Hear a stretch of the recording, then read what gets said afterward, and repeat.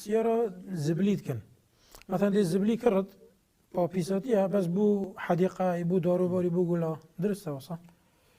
او تشتي گوشتیوی بتخارن پیساتیوی جی پاقجه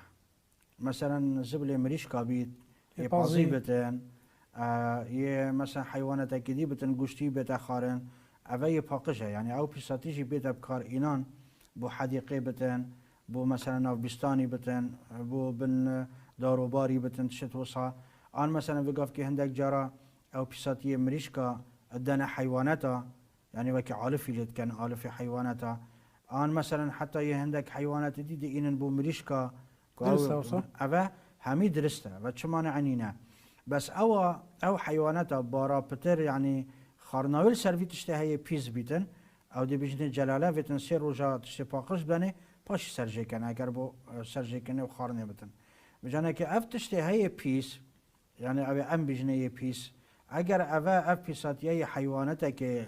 باقش بيتن وحلال بيتن گوش نوي خارناوي اوه هنگ چنينه و درست استعمال كتن چه بفروشيتن چه بكريتن چه مثلا بو استعمال كرنا ناف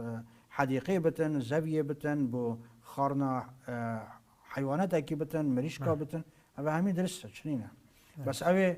گوشتیوی نیتخارن و خوی پیس بدن حتی مثلا گوشتیوی تتخارن جی بس پیساتیوی پیسه و که حشترا چونکه پیامبر خدا صلی الله علیه وسلم یاد دیار کردی که پیساتیوان نه پاکجه و یا گویی نویج الجه حشترا نکن اوه هنگه او ناچی بتن او مروف استعمال کتن او حسابا پیساتیه